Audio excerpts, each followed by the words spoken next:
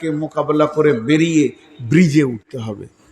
ব্রিজটা যখন আপনি হাঁটতে শুরু করবেন, যেই ব্রিজটা শেষ হবে, ব্রিজে একটা পা থাকবে আর একটা পা আমার ঘরের চৌকাটায় পড়বে। যখনই ঘরের চৌকাটায় ঢুকে যাবে তো কামিয়াব। রব্বুল আলামিন এটা বলছেন।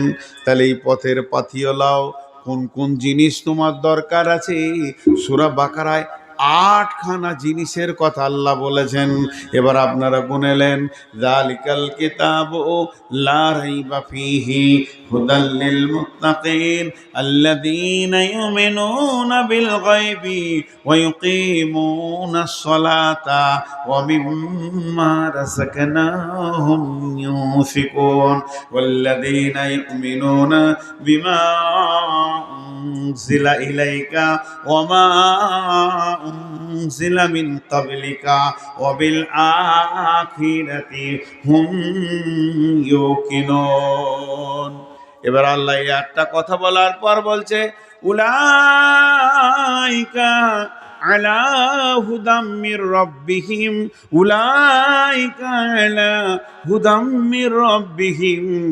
এই লোকগুলি তো তার রবের রাস্তাতে রয়েছে, তার রবের দেওয়া রাস্তা, স্বচ্ছ রাস্তা, পরিষ্কার রাস্তা, যে রাস্তায় নোংরা নাই, পায়ে চোট লাগবে না, আঁধার নাই, ভয় লাগবে না, অজগর তাড়বে না, বাঘ ভালুকের কোনো লেশ মাত্র নাই, সেই রবের রাস্তাতে রয়েছে। ওয়া উলাইকা হুমুল, বলেন, মুফলিহুন, এরাই কামিয়াব। এরাই তো আল্লাহ রাস্তায় রয়েছে। যার কাছে 8টা জিনিস আছে সে তো কামিয়াব, এ তো অন্ধকারে নাই। আল্লাহ নিজে বলছেন। যে রাস্তার কথা আমি বলছি এবার বুঝলেন, সেই রোডটা আছে কোরআনের ভিতরে, জান্নাতের রাস্তা। আমরা হাঁটছি এই পৃথিবী জান্নাতের দিকে চলছি। সুলঙ্গ পথ, আমাদের জীবনে সুলঙ্গ পথ বলতে কবরকে বোঝানো হয়েছে। কবরে আপনাকে অজগরে তাড়বে, কবর একটা আঁধার জায়গা। বিশ্বনবী কবরের 2টি রূপ বলেছেন। কবর হলো জাহান্নামের সুলঙ্গ কিংবা জান্নাতের টুকরো। জাহান্নামের সুলঙ্গ বেঈমানদের জন্য ওটা জাহান্নামের সুলঙ্গ পথ। কবরে ঢুকলো মানে সুলঙ্গতে চলতে শুরু করলো, সে জাহান্নামের দিকে ধাবিত হয়েছে। কিংবা নবীজি বলছেন জান্নাতের টুকরো, সেখানে সে আনন্দের মধ্যে থাকবে। এই সুলঙ্গ পথ যখন অতিক্রম হয়ে যাবে, কিয়ামতের ময়দানে তোলা হবে। ওখানে জেনেলেন আপনার বক ভালুক বলতে চারিদিকে জাহান্নাম যেন হা হা করছে, অগ্নি লিলিহান শিখায় তো কত হারাম কিছু চায়। আর ফেরেশতারা যেন খুঁজে বেড়াচ্ছে বেঈমান কই কই সে। আর জাহান্নাম থেকে উটের মতো গর্দন একজন উঠবে, সেই প্রাণীটা বলবে কই বেজাকাত লোক কই, সাপ উঠবে কই বেজাকাত কই, কই বেঈমানরা কই। আবার জাহান্নাম কথা বলবে, রব্বি, হে আমাদের রব, আইনাল মুতাকাব্বির আইনাল মুতাজাব্বির, কোথায় সে তাকাব্বুর করনেওয়ালা, নিজের বংশ গৌরব করনেওয়ালা, নামাজ রোজা ছেড়ে দিয়েছে, বেঈমানের জগতে নেমেছে, দেখিয়ে দেন। ওই জায়গা আপনাকে ট্যাকেল করতে হবে। লা তামলিকু নাফসুন লিনাফসিন শাইয়া ওয়াল আমরু ইয়াওমাইযিল লিল্লাহ। বাপ আসবে না, ভাই আসবে না, এমন একটা জায়গায় যেতেই হবে, ওই জায়গায় আপনার সাহায্যর কেউ থাকবে না।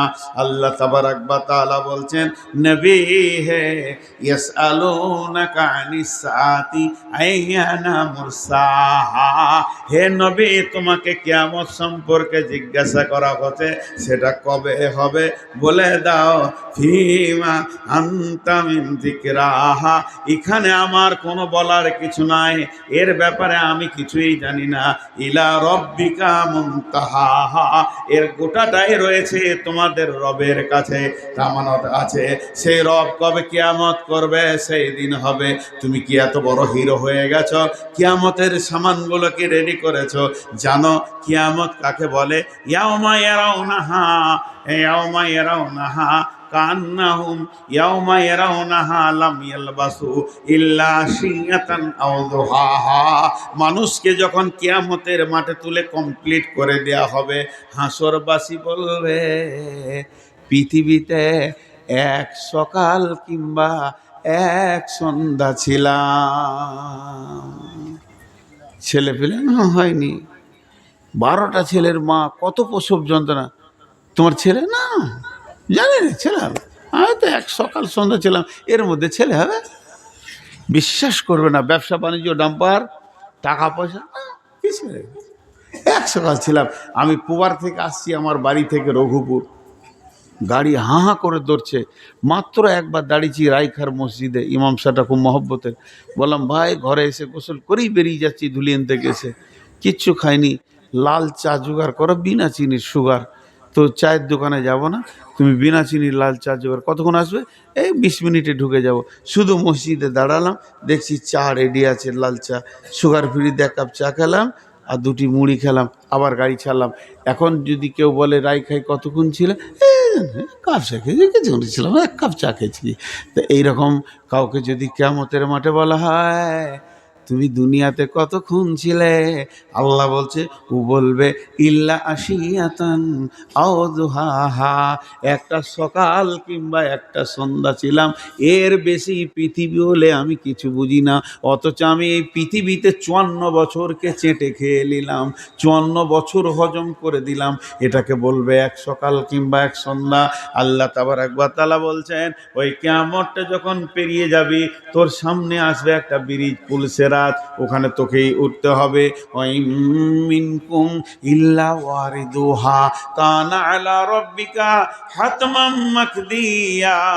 আমি অজীব করে দিয়েছি, পুলসেরাত এমন একটা রাস্তা, আমি আমার নবীকেও পর্যন্ত মাফ করিনি, এমনকি বিশ্ব নবী পর্যন্ত পুলসেরাতে পা দেবেন, তারপরে তিনি জান্নাতে যাবেন। তাহলে পুলসেরাতে উঠতে হবে। ওইটা পার হয়ে গিয়ে যখন তুই জান্নাতের চৌকাটা ঢুকবে, ওই দিনটাই তোর ঈদের দিন, ওইটাই হলো তোর আনন্দের দিন। ওই আনন্দ আর কোনো দিন ভাঙবে না, নষ্ট হবে না, আজরাইল তোর বিরুদ্ধে যাবে না, বয়স এক্সপায়ার হবে না, 33 থেকে 34 হবে না, কোটি বিলিয়ন মিলিয়ন বছর থাকবে, আবাদান আবাদা থাকবে, আর বয়স বাড়বে না। এরই নাম হলো আপনার কিনা সাকসেস, এরই নাম হলো পাস। গোটা রাস্তাটা বলে দিলাম, বাকি থাকলো সামানগুলো কি কি নেব। জলসা হচ্ছে মাদ্রাসার, একটা কোরআন শরীফ নাই ওইখানে, ছি ছি ছি, দেখবো ভুলে গেছি। তো মনে করছে যে মৌলানা সাহেব, শেখ সাহেব যেমন পণ্ডিত, তো নূর মোহাম্মদ মনে হয় পণ্ডিত। মূর্খ সূর্খ মানুষ, 2-1 কোরআন শরীফটা খুলে দেখবো, তা নেই। আবার এখন কোরআন আনতে যান না, মানে শেষ বয়স আর সাজিয়ে লাভ নেই। এবারে 8টা জিনিস আপনাদের সামনে একটা একটা করে গুনিয়ে দিই, কোরআন থাকলে তুলে দেখাতে পারতাম। আল্লাহ বলছেন, যালিকাল কিতাবু লা রাইবা ফীহি। নাম্বার 1, যদি সুলঙ্গ পথ পের হয়ে অতিক্রম করে তুমি জান্নাতের গেটে পৌঁছাতে চাও, তো প্রথম নম্বরে আমার কোরআনের ওপরে কোনো সন্দেহ রাখিও না। যা আছে তা সত্য আছে, সত্য ছাড়া মিথ্যার লেশ মাত্র নাই। মহাসত্য কোরআনকে গ্রহণ করো, আগে এই কিতাবকে গ্রহণ করো। এই কিতাবের মধ্যে কোনো সন্দেহ নেই, কিতাবে সন্দেহ নেই, জি না। একটা জের, একটা জবর, একটা পেশ, একটা তাসদিদ, একটা অক্ষর, কোনো সন্দেহ নাই। গোটা কোরআনটা সত্য এবং গোটা কোরআনটা আল্লাহর বাণী। গোটা কোরআনটা কার বাণী? আল্লাহর। আল্লাহর নাম মহব্বতের সঙ্গে লিব, আল্লাহ খুশি হবেন। গোটা কোরআনটা কার বাণী? আল্লাহর বাণী। এর মধ্যে কোনো সন্দেহ নেই। সন্দেহ না থাকার কারণটা কি? বিসমিল্লাহির রহমানির রহিম। হুয়াল্লাযী বা'আসা ফিল উম্মিয়িনা রাসূলাম মিনহুম ইয়াতলু আলাইহিম আয়াতিহি ওয়া ইউযাক্কিহিম ওয়া ইউআল্লিমুহুমুল কিতাবা ওয়াল হিকমা ওয়া ইন কানূ মিন ক্বাবলু লাফী যালালিম মুবিন। আয়াতটা অন্য, তফসির, এই আয়াতের ব্যাখ্যা অন্য, এই আয়াতের সাবজেক্ট অন্য। শিক্ষা সম্পর্কে বলতে গেলে আয়াতটা কাজে লাগে। শুধু সামান্য একটু জড়িয়ে নেব। ফিল উম্মি, আমাদের নবী উম্মি ছিলেন। আমাদের চমি মূর্খ ছিলেন বলবেন না, তিনি পণ্ডিতের পণ্ডিতের পণ্ডিত ছিলেন, কিন্তু স্বাক্ষর ছিলেন না, তিনি অক্ষর দেখেননি, তার মানে অক্ষর চিনতেন না। বিশ্ব নবীকে অক্ষর দেওয়া হলো না কেন? বিশ্ব নবীকে অক্ষর দেওয়া হলো না কেন? তিনাকে অক্ষরের জ্ঞান দেওয়া হলো না কেন? আল্লাহ তিনাকে স্বাক্ষর করলেন না কেন? চারটা কারণ আছে।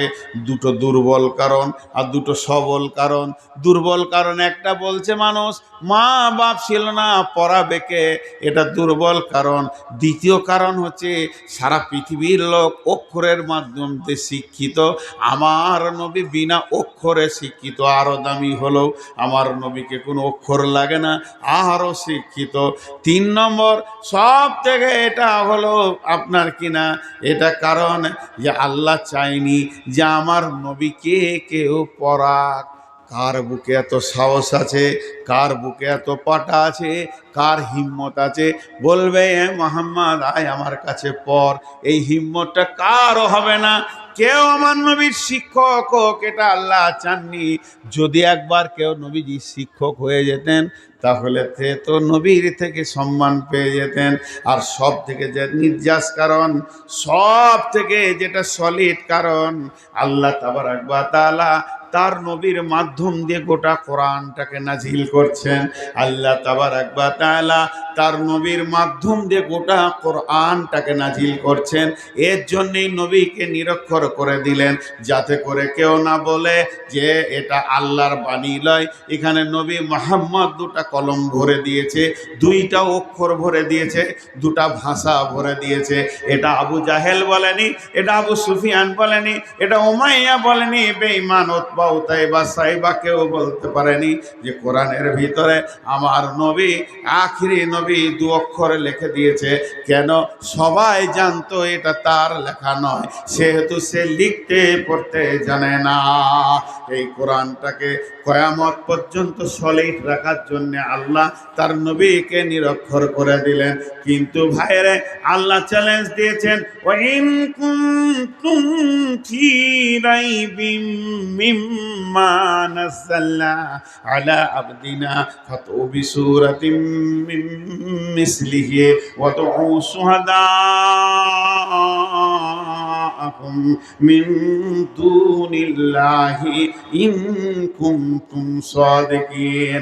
হে বিশ্ববাসী, যতজন বচসা করো, তর্ক করো, কোরআনের বিরুদ্ধে কথা বলো, যদি তোমাদের ক্ষমতা থাকে আর সারা পৃথিবীর জ্ঞান বিজ্ঞানী এক জায়গায় হয়ে যাও, আল্লাহকে বাদ দিয়ে দেখি আমার কোরআনের মতো একটা ছোট্ট সূরা লিখিয়ে দেখিয়ে দাও, পারবে না, পারবে না, পশ্চিমকালেও পারবে না।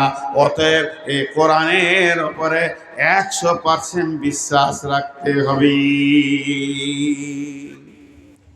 1 নম্বর গেল। 2 নম্বর, কোরআন বলছেন হুদাল লিল মুত্তাকিন। এই কোরআন হেদায়েত দেবে মুত্তাকিদেরকে। তাহলে তোমাকে মুত্তাকি হতে হবে। মুত্তাকি হয়ে তোমাকে কোরআনের আওতাভুক্ত আসতে হবে, নচেত তুমি হেদায়েত পাবে না। তোমাকে মুত্তাকি হতে হবে। মুত্তাকি যদি হও তবেই তুমি হেদায়েতের আওতাভুক্ত হতে পাবে। কারণ খোদাভীরু যদি না হও রাস্তা পাবে না। আল্লাহ নিজেই বলেছেন সূরা আনআমের ভিতরে, বিসমিল্লাহির রহমানির রহিম, ওয়ান হাদা সিরাতি মুস্তাকিমা ফাত্তাবিউহু ওয়ালা তাত্তাবিউ সুবুলা ফাতাফাররাকা বিকুম আন সাবিলি যালিকুম ওয়াসাকুম বিহি লাআল্লাকুম তাত্তাকুন ওয়া আন্না হাদা নিশ্চয়ই এটা হলো সিরাতি মুস্তাকিমা, এই কোরআনটা হলো সিরাতি মুস্তাকিমা, ফাত্তাবিউহু চলতে থাকো, কোরআনকে ধরে চলতে থাকো, কোরআনের ডিরেকশনে চলতে থাকো, ওয়ালা তাত্তাবিউ সুবুলা অন্য পথে তুমি যাবে না, যদি তুমি অন্য পথে চলে যাও ফাতাফাররাকা বিকুম আন সাবিলি আমার কাছ থেকে বহু দূর সরে চলে যাবে, আমার কাছ থেকে অনেক দূর চলে যাবে। যালিকুম ওয়াসাকুম বিহি লাআল্লাকুম তাত্তাকুন আমি আল্লাহ তোদেরকে ওসিয়ত করছি, আমি স্বয়ং আল্লাহ তোদেরকে ওসিয়ত করছি, যদি তোরা মুত্তাকি হস তবেই তোরা রাস্তা পাবি। যে ভয় করে সে বেঁচে যাবে, রাস্তা পাবে, যার ভয়ই নাই তার জিন্দেগির মূল্য নাই। আপনি 1000বার বললেও আমি করবো না, না তাহলে ওই অখিটা কিনে আসতে হবে ওয়াইদুল্লাহকে, 10 টাকাতে খালি মুখ দিয়ে থু বড়িয়ে দিয়ে 1.5 ঘন্টা কাটিয়ে দিলাম। যদি লাখবার বলি, কমিটির পায়ে ধরে যদি বলি যে আমাকে দে 9টায় কালেকশন করে দেবো, আমাদের কালেকশনের বক্তা আছে, কালেকশনের বক্তা আছে, আপনি উঠে গেলে জালসা শেষ হয়ে যাবে, তো আমি শেষ করবো কেন? 1 টাকা কালেকশন করবো না। পায়ে ধরে যদি বলি যে কালেকশনটা আমি করে দেবো, আমাকে দাও 9টায়, লোক আমাকে ভালোবাসে, কালেকশনটা বেশি হবে তো মানবে না, ওরা উবুর হয়ে পড়ে যাবে। কালেকশন কি করবি? রাত 1টায় উঠবি, লোক রাখতে হবে। বাইরের লোক মনে হয় গায়ে থাকলে বরকত নাজিল হবে, মাতাল কটা এসে গায়ে থাকলে আর ওই গায়ে লুচ্চা কটা ঘুরে বেড়াবে তো বরকত হবে গায়ে আর কি। এই উঠছে কেন এরা?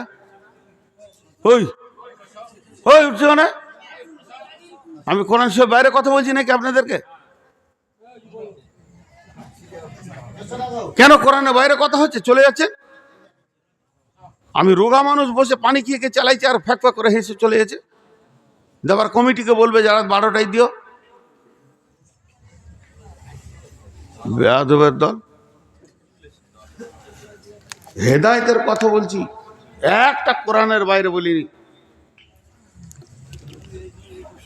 উঠতে উঠতে সব উঠে গেল, খালি বলছে তোমার জন্য বসে থাকবে। এই বুড়াকে কেউ দেখালে বসে থাকে?